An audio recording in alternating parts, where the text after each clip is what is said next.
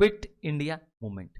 Yes, ये एक short lived movement था जिसमें हमने अंग्रेजों को भारत छोड़ो, यस, लीव इंडिया, क्विट मतलब त्यागना होता है, तो अंग्रेजों को हमने क्या किया, आखिरी मास मूवमेंट जो हमने चलाया वो था क्विट इंडिया मूवमेंट 1942 में। अगस्त मूवमेंट के नाम से भी जाना जाता है। और इस मूवमेंट के लिए जब कांग्रेस की वर्किंग कमेटी मिली, यस, उन्होंने रेजोल्यूशन पास किया, और रेजोल्यूशन पास किया वारधा नाम के एक शहर में, एक छोटा सा शहर है महाराष्ट्र में वारधा, जहां पे इसका रेजोल्यूशन पास हुआ। और अगस्त में, यस, अगस्त में इसके रेजोल्यूशन को कांग्रेस वर्किंग कमेटी ने देश में लागू कर दिया। 8 अगस्त 1942, यस, क्विट इंडिया डे के रूप में मनाया जाने लगा। तो चलिए, ये शॉर्टेस्ट मूवमेंट होने के बावजूद इसका इंपैक्ट सबसे ज्यादा रहा हमारे नेशनल स्ट्रगल में। तो आज बिगिन करते हैं, जैसा कि प्रॉमिस्ड है, quit India movement, ICSE history, MCQ. Yes, मैं सारे एमसीक्यूज, यस, हर एक चैप्टर पे, history, civics, geography, maths, biology, chemistry, physics, सब पर एमसीक्यूज अपलोड कर रहा हूं। और रोज 4 बजे और 7 बजे, 4 बजे का एक प्रीमियर सेशन होता है और 7 बजे का होता है लाइव सेशन, जिसमें मैं और आप इंटरेक्ट करते हैं। तो ये 4 बजे के सेशन का एमसीक्यू है। सो ये एक प्रीमियर एमसीक्यू है। यस, प्रीमियर में भी आप और मैं चैट कर सकते हैं लाइव। तो चलिए बिगिन करते हैं। Quit India movement, also known as August movement. आइए, पहला क्वेश्चन स्क्रीन पे अब सामने आता हुआ, क्विट इंडिया रेजोल्यूशन। ओहो, quit India resolution was passed in the Congress session held at, याद रखिएगा कीवर्ड है सेशन, और रेजोल्यूशन पास्ड हुआ था। तो क्या हुआ था, कब हुआ था? ए नागपुर में, बी पूना में, सी बॉम्बे में, या डी वारधा में? डी, क्या बात है। यस, थोड़ी देर पहले मैंने आपको हिंट दे दिया था। यस, डी वारधा में। और बॉम्बे में क्या हुआ था सर, उसका नाम क्यों फेमस है? क्योंकि all India Congress working committee Bombay में, यस, अगस्त में बॉम्बे में मीट करती है इसको इंप्लीमेंट करने के लिए, और रेजोल्यूशन जुलाई में ही पास हो जाता है, जुलाई 1942 में। Next question, in which year was the Cripps mission proposed? ये क्रिप्स मिशन बड़ा नाम है हमारी इंडियन हिस्ट्री में। हाँ सर, स्टैफोर्ड क्रिप्स नाम के एक ब्रिटिश कैबिनेट मिनिस्टर को इंडिया भेजा गया था, क्योंकि सारे कांग्रेस मिनिस्टर्स रिजाइन कर दिए थे और एक डेडलॉक क्रिएट हो गया था, गवर्नमेंट का चलना मुश्किल हो गया था इंडिया में।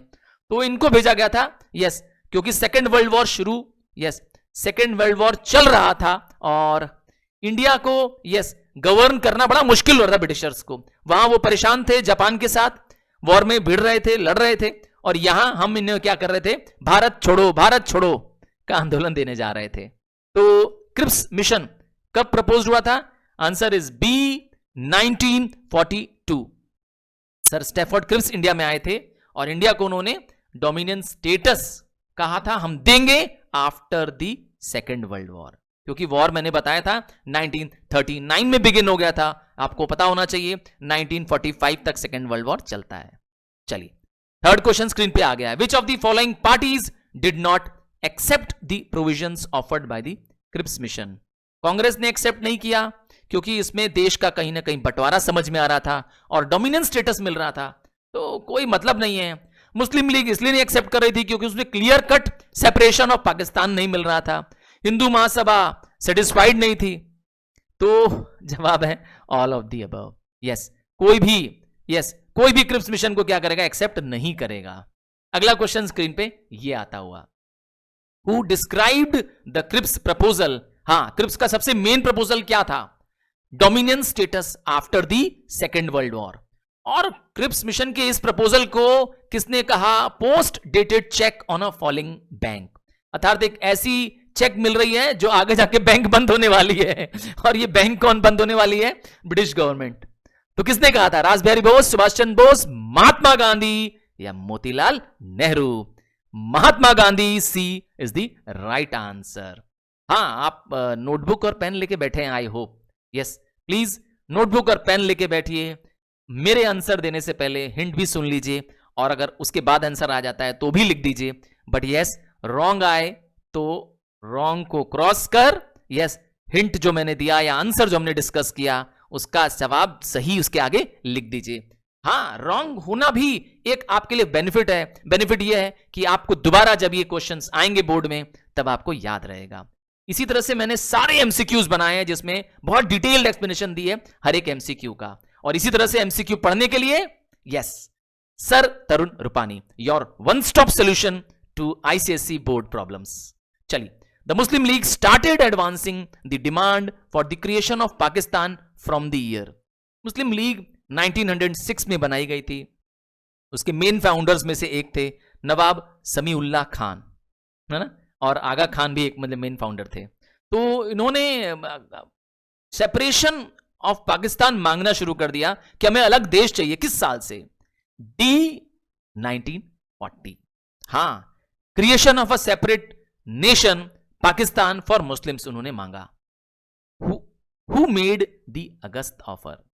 क्रिप्स मिशन से पहले इंडियंस को मनाने के लिए अंग्रेजों ने, यस, क्रिप्स मिशन से पहले अंग्रेजों ने अगस्त ऑफर दिया। तो कौन थे उस समय viceroy? A Lord Ripon, B Lord Linlithgow, C Lord Lytton और D Lord Mortimer. Yes, B Lord Linlithgow. Yes, इन्होंने ही दिया था August offer. Question 7, which of the following was not a feature of the Cripps mission? याद रखिएगा की term क्या है, नॉट अ फीचर। तो A, India would become completely independent. India को आजाद दे देंगे क्रिप्स मिशन? ना ना ना ना, कभी भी नहीं माना उन्होंने। तो India would be completely independent of the British rule after the end of the second world war. नहीं, ब्रिटिश रूल के बाद इंडिपेंडेंट नहीं कहा था, डोमिनेंस स्टेटस देने के लिए बात कही थी। तो पहला ही feature not a feature of the Cripps mission है। हाँ, बाकी सब फीचर्स जो आप पढ़ रहे हैं, फेडरेशन बनेगा, प्रोविंसेस फ्री टू ज्वाइन होंगे, कॉन्स्टिट्यूएंट असेंबली बनाई जाएगी, ये सब फीचर्स थे। चलिए अगला क्वेश्चन, 8th क्वेश्चन स्क्रीन पे आता हुआ। Who became the prime minister of Britain in 1940? हाँ, वहां पर इलेक्शंस हुए और 1914 में वहां पे प्राइम मिनिस्टर चेंज हो गए और वो प्राइम मिनिस्टर थे Winston Churchill. So B is the right answer. अच्छा, क्लेमेंट एटली, सी एटली जो पहला ऑप्शन लिखा था, वो प्राइम मिनिस्टर बनेंगे जब हम आजाद होंगे। हाँ, 1947 के टाइम पर। Next question, 9th question, quit India movement is also known as? Oh sir, आपने तो पहले स्टार्टिंग में ही, इस वीडियो के स्टार्टिंग में ही इसका एक्सप्लेनेशन दे दिया था। क्या कहते हो? दिया था ए, अगस्त मूवमेंट। हाँ, अगस्त मूवमेंट के नाम से जाना जाता है क्योंकि अगस्त में इस मूवमेंट की स्टार्टिंग हुई थी। Next question, who had given the slogan of do और डाई? करो या मरो। किसने दिया था ये रे स्लोगन? महात्मा गांधी। याद रखिए, महात्मा गांधी ने इसको अपना एक इशू बना लिया था कि ये मूवमेंट अंग्रेजों को बाहर निकालने का मूवमेंट है। अब हम अंग्रेजों को बर्दाश्त नहीं करेंगे। लास्ट मास मूवमेंट है और सबसे शॉर्ट लिव्ड मास मूवमेंट है, पर याद रखिएगा सबसे ज्यादा इंपैक्ट भी ब्रिटिशर्स पे भी इसका पड़ता है, क्योंकि अब ब्रिटिशर्स समझ जाते हैं कि इंडिया को और गुलाम बना पाना अब संभव नहीं है, क्योंकि इंडियंस करने या मरने के लिए तैयार खड़े हैं। चलिए next question, who was the viceroy at the time of quit India movement? Sir ये तो पुराने क्वेश्चन जैसा ही हो गया है ना। लॉर्ड लिनलिथगो, लॉर्ड लिनलिथगो ही अगस्त ऑफर दिए थे, याद होगा। सो अगेन इसका आंसर भी D, Lord Linlithgow. Next question screen पे आता हुआ, quit India movement was launched in response to the following event. किस मूवमेंट के बाद क्विट इंडिया मूवमेंट लॉन्च हुआ?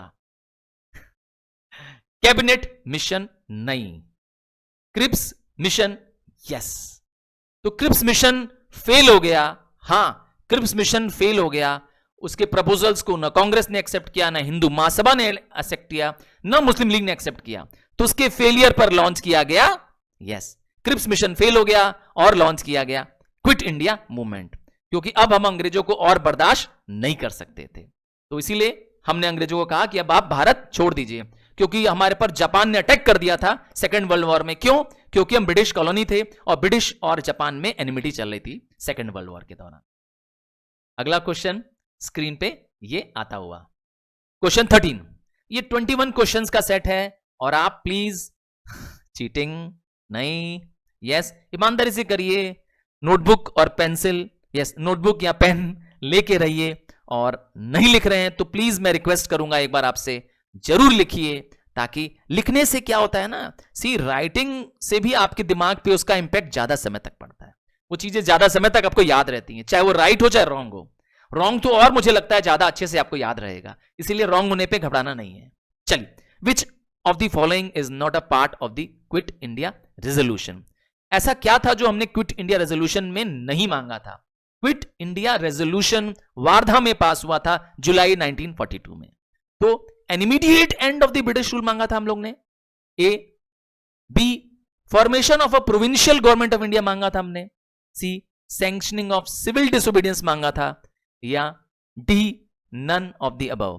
कितने लोग कह रहे हैं कि इनमें से कोई भी, यस इनमें से कोई भी पार्ट नहीं था?